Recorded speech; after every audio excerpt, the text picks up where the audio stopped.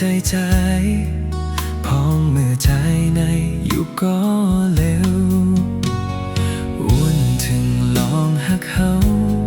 วันปนนั้นเจ็บเป็นมางกำน้ำตาตกย้อยลงแก้มอ่อนพองใจถึงนางน้องออกไปเมื่อมีหิมไกลวุ่นถึงสู่ปอกไหนใจนอนให้หากหน้าลมก็มันก็เจ็บอกที่ในใจนั่งอยู่ที่ไหน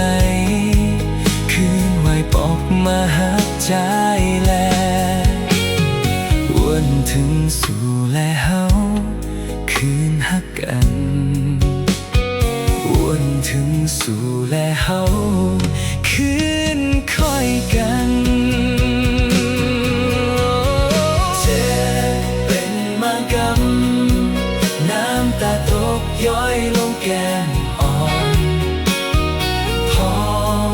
ใจถึงนางน้องออกไปเมื่อมีหิมไกลวนถึงสู่ปอกไหนใจนอนหาย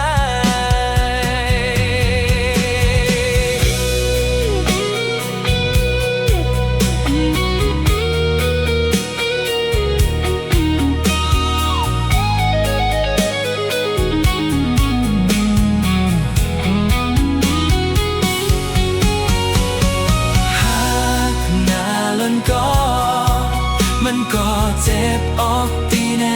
ใจน้ำอยู่ที่ไหลคืนไหวปอกมาหักใจแลวนถึงสู่แลเฮา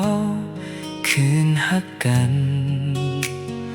วนถึงสู่แลเฮา